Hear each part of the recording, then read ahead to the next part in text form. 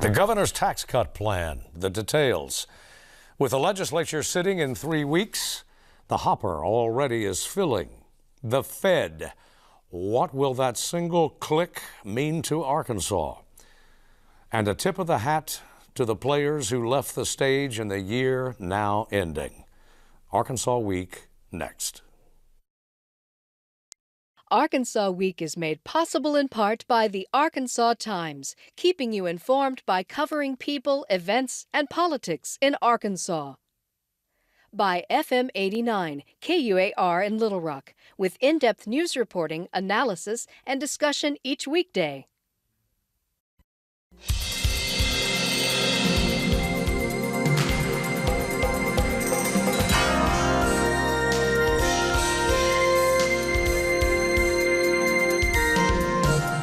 This is Arkansas Week. Hello again, everyone. Thanks for joining us for Arkansas Week. Taxes, legislation, et al., all a part of the next half hour. Bobby Ampazan joins us from Arkansas Public Media. Steve Brawner, an independent journalist. Lance Turner, reporter, columnist, editor for Arkansas Business. And thanks to everybody for coming in. Steve, we'll start at the Capitol, naturally enough, because we have now a fuller accounting, or the governor's own detailing, of his plan for the 17 General Assembly, specifically the tax plan. Yeah, and it really skews. I knew it was coming, but now we've got it. It skews lower income very significantly. You know, the first session after he was elected, it was a middle class tax cut, and this one mostly affects those who make under $21,000 a year. Now, the amounts are not overwhelming. You know, it's a $50 million tax cut, but for individuals, it affects a lot of people. But you know, not very much per each because they don't pay that much tax. There's 657,000 Arkansans who will be affected with some pretty small amounts. $34 for the lowest, who would a tax cut, $51 for a year for the next, and then $211 for the kind of the highest that was affected bracket. Aside from those who would be taken off the tax rolls completely, which is a pretty significant number. There's also a tax cut for military retirees benefits, and that'd be about $13 million a year. Now, there are some alternatives being touted anyway. From other legislators? Yes. Well, certainly. You know, Senator Bart Hester wants $100 million, and there will be other proposals. I mean, who would not want to at least say, I proposed a tax cut? So that's a good thing for legislators to do. So yes, there will be other proposals. Well, one always bets on the governor when it comes to tax matters. That's the safe bet anyway. Well, he's the one who's got the DF&A, Department of Finance Administration, working for him full time. He's the one who's got the numbers and the staff. You know, legislators actually have they don't have that much staff help. You know, there's the Bureau of Legislative Research, but as far as individually, you know, they are going to rely on his numbers and then work off of that. What's the thinking of the administration, Steve, anybody here, regarding, the safety of these tax cuts? Now, they would not kick in until fiscal 19, I believe. Well, they're being careful. You know, the governor's budget requires a surplus, excuse me, to have money for highways. And right now, it doesn't even have that surplus. So there is a lot more care going into this one. There's also, next year, the state begins picking up 5% of the cost of what was the private option will now be Arkansas Works. That's going to be a chunk of change. So there's I think there's a lot more hesitance to just throw out big numbers this time. It was sort of interesting to hear the governor talking about the forecast for the coming fiscal years in terms of tax collections at that news conference where he sort of unveiled details of all of this and sort of sounded a note of caution. You know, some of the numbers in recent months have probably not been as strong in terms of tax collections as the administration would like to see. So that injects a little bit of uncertainty, I think, in the near term, looking at what those numbers could be, and that could affect, you know, I guess, you know, how we're feeling about tax cuts. Do we need to be making them at any dollar amount in the coming years? So I think that's why there's sort of a delay to that second part of the 2-year period, that second year for these. And the governor, you know, indicates that if we need to adjust our forecast, we'll adjust it. But he was sort of, I guess that exchange was sort of interesting because he didn't want to say he didn't have confidence in the forecast, but also he was willing to say if the forecast needs to be changed, we'll change it and we'll adjust our numbers accordingly. He's a manager. Right. Some of the trade-offs, I think, on this tax plan are kind of interesting. So it's a tax cut for the neediest Arkansans. But then to make up for it, there is the raising back to a particular level of a tax, I think, on soda and candy. Manufactured homes, which I would think is generally an appealing residential option for people on the lower end of the economic spectrum. And then unemployment, the tax breaks for unemployment benefits, which is, talk about a population that's right there on the cusp, newly unemployed people. The blowback from the Democrats was predictable. I saw a quote from Little Rock Representative Warwick Sabin. He said he would have preferred an earned income tax credit. But then Fayetteville State Representative Charlie Collins was quoted as saying he would have preferred tax cuts across a range of incomes. So I'm not sure this is quite as popular a tax cut plan as the governor may have hoped. Well, I think the Tax Foundation, too, was among those. They sort of had a big dog and pony show a month or so ago. They're wanting a wholesale reform of the entire tax code in most places across the country. I would imagine, particularly here in Arkansas, they wanted to see the governor go bigger in a lot of different ways, or at least go broader, and they're pressing the legislature to do the same. So they wanted more.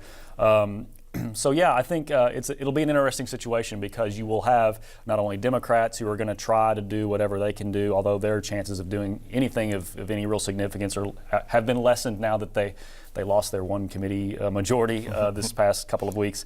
But then also from Republicans who, like Steve says, it's great to be able to say you at least proposed a tax cut and want to do more now that they have these great majorities, these unprecedented majorities at the State House. Well, as Steve alluded just a moment ago, woven through the administration's budget plans for the for Mr. Hutchinson's tenure, even beyond, is the matter of health care policy and funding. The Hutchinson administration has gotten every waiver it wanted, I guess, out of Washington, Steve, in terms to implementing it thus far. Every waiver that it knew that the Obama administration would approve. Well, we've got a new one come January the 20th, and so there's some uncertainty there. But even with that uncertainty, the Hutchinson administration continues to look for ways to save money on on health care, Medicaid, as it stands now. Right. Well, there's a report released by the Health Reform Legislative Task Force this week that said that if we continue to implement the plans that we've already got implemented, or that we need relatively minor legislation, if that, to do, that there'd be $1 billion in savings over 5 years. Now, the cost of Medicaid over that time period is about $40 billion, counting the private option or the Arkansas work. So, I mean, health care is the big unknown.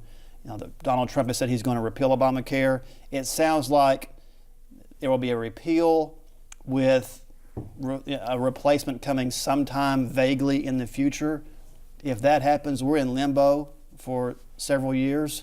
And so that is something that state government will have to try to finesse and try to react to. What do you do when we don't really know what the situation will be? Now, one thing that there's a lot of hope for was that the Trump administration will offer more flexibility to states, maybe give states a big block grant and say, basically, here's the money, spend it.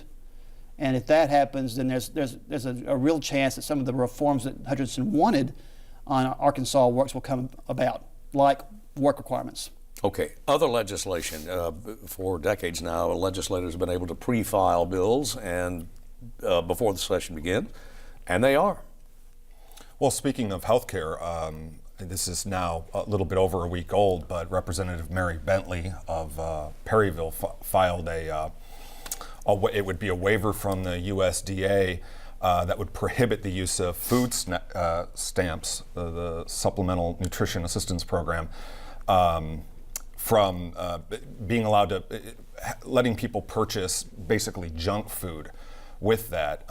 Interestingly, some industry groups, including the Grocers Association, has already said, we're going to come out against this, we're going to fight this. One of the things when this has been tried in the past, it is difficult. Most people who use food stamps don't use food stamps exclusively. So what you get is folks going to the grocery store, saving their chips and candy bars, paying out of pocket for that, and using food stamps to pay for the rest of their weekly grocery bill. So we'll see, with the Grocers Association already coming out against it, we'll see how it fares in the legislature. Again, she's a Republican. She's got a lot of colleagues in the legislature who from the same party. So we'll see how it goes. And we've also seen the resurgence of the voter ID bill, which was filed this week by Mark Lowry, I believe. That was we had a run at a voter ID law here in recent history, and the state Supreme Court struck that down. So there's going to be some maneuverings, with which I'm not entirely familiar in terms of how they think they're going to be able to get that passed, and what's different about it versus last time.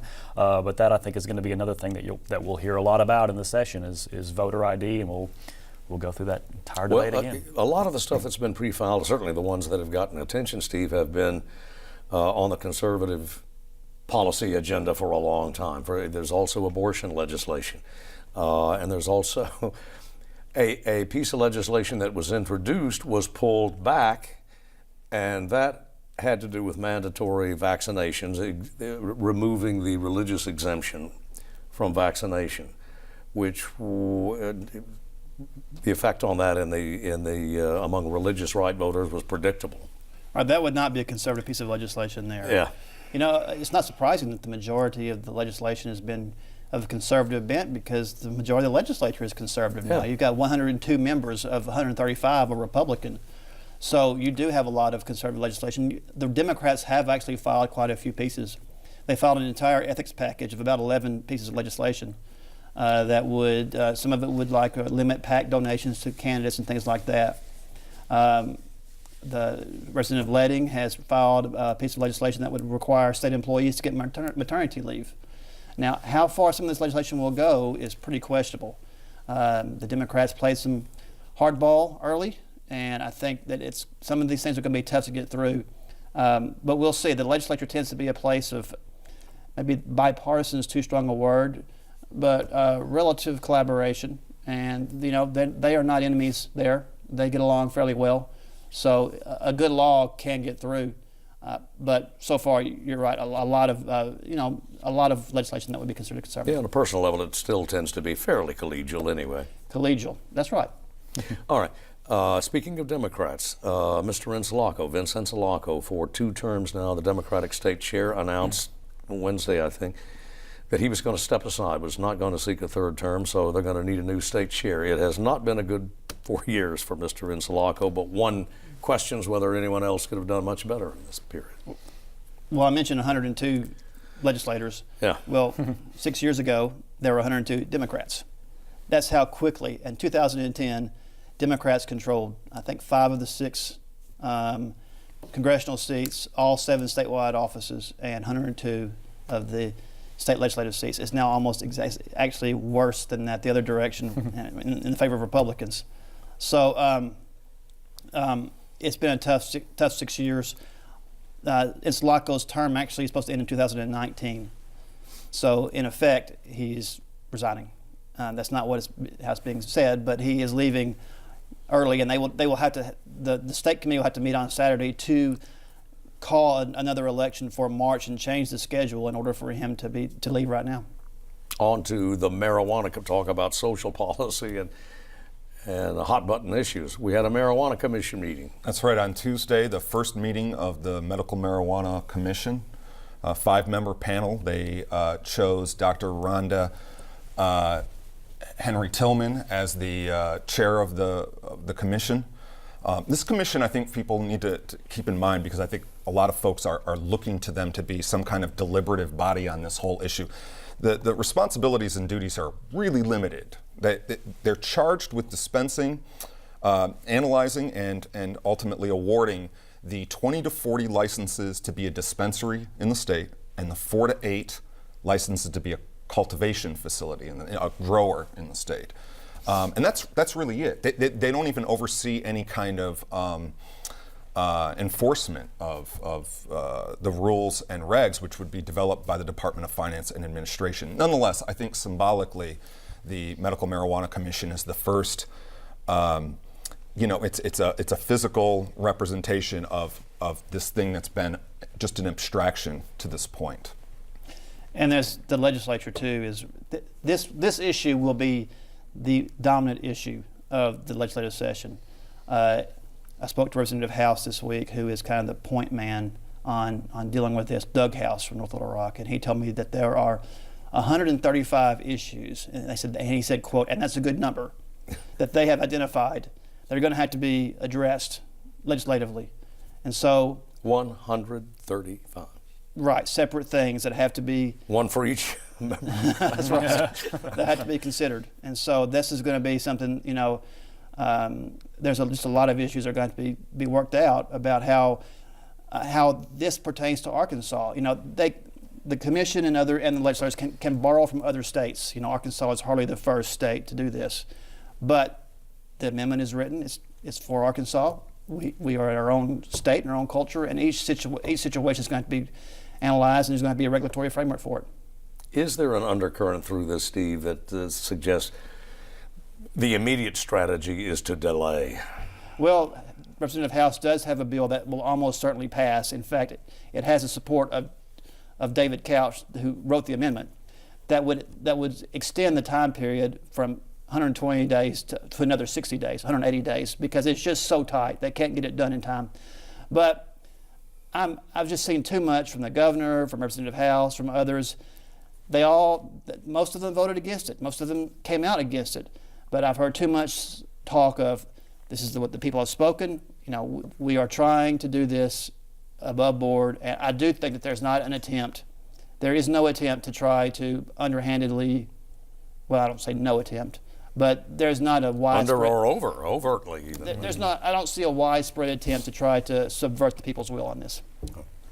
The Arkansas Department of Health has a kind of preliminary budget. They've allowed for $2 million just for the IT build out. That's a part of this whole medical marijuana program. So that's the software and hardware, literally the machinery of medical marijuana. $2 million. It's an incredible thing to go from a November 8 vote to dispensing medical marijuana that has to be chemically analyzed, labeled.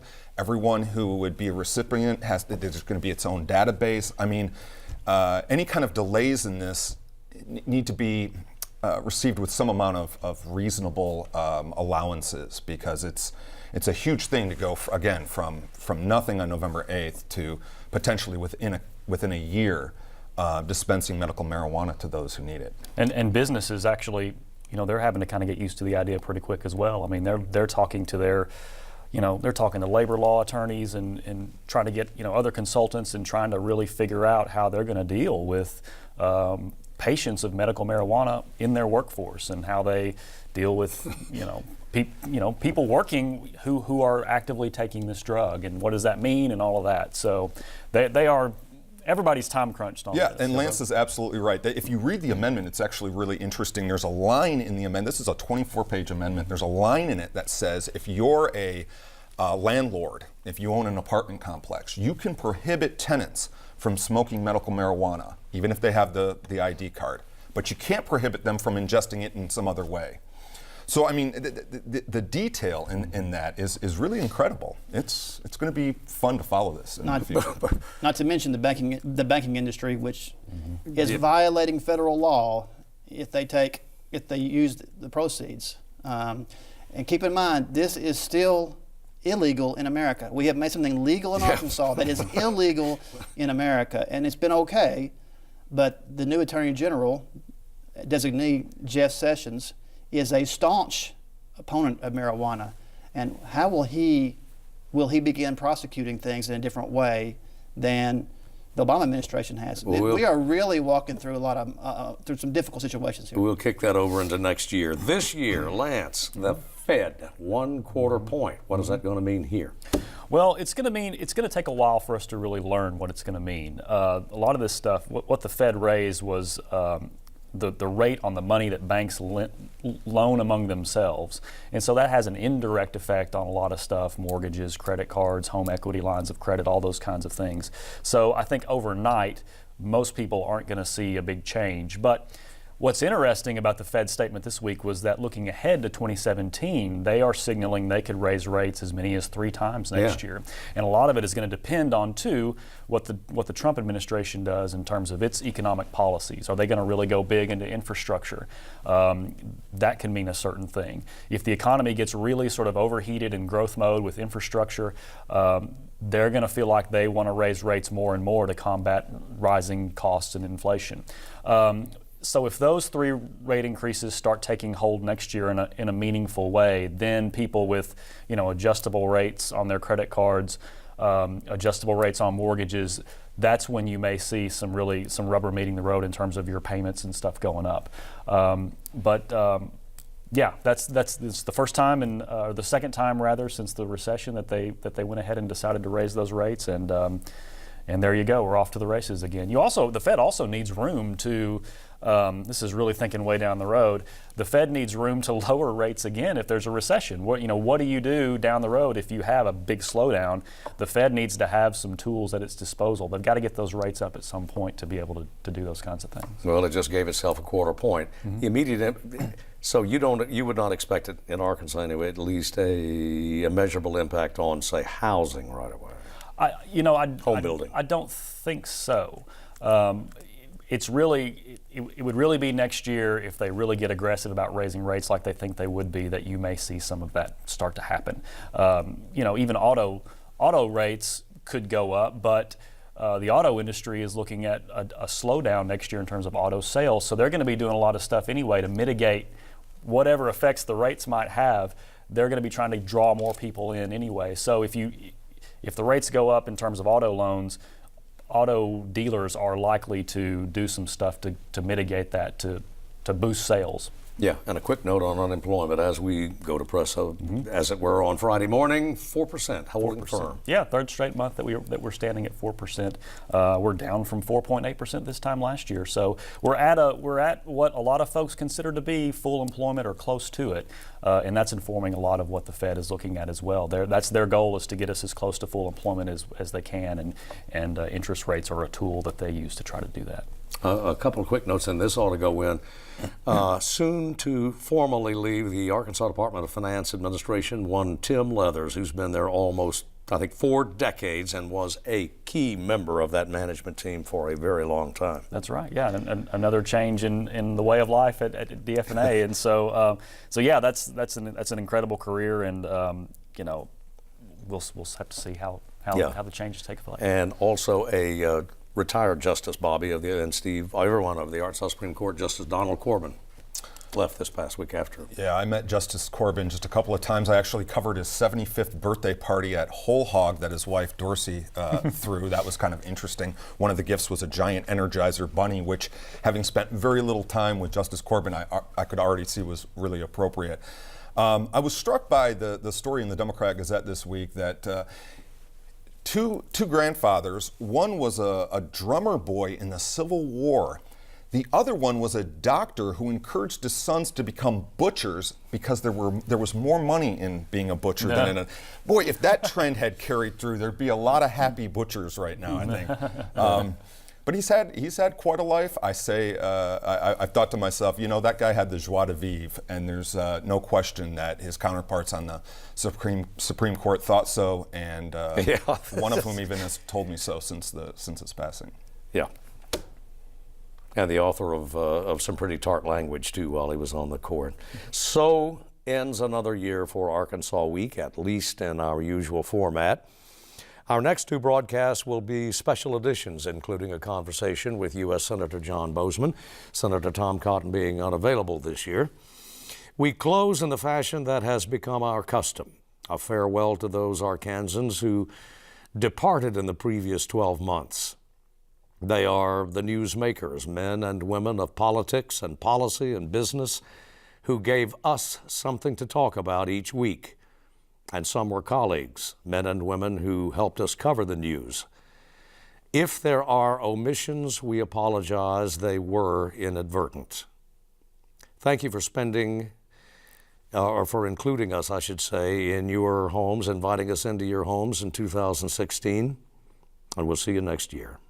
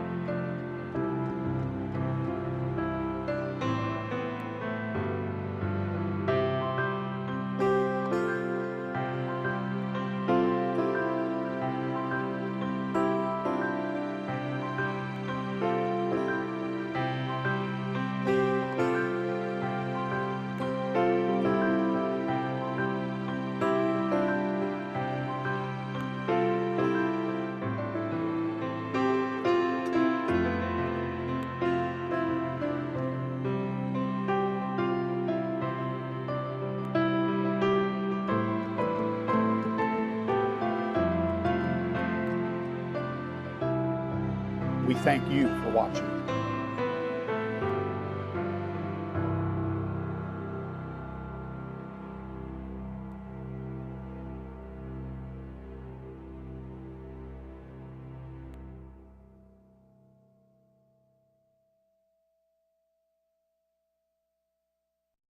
Arkansas Week is made possible in part by the Arkansas Times, keeping you informed by covering people, events, and politics in Arkansas. By FM 89, KUAR in Little Rock, with in-depth news reporting, analysis, and discussion each weekday.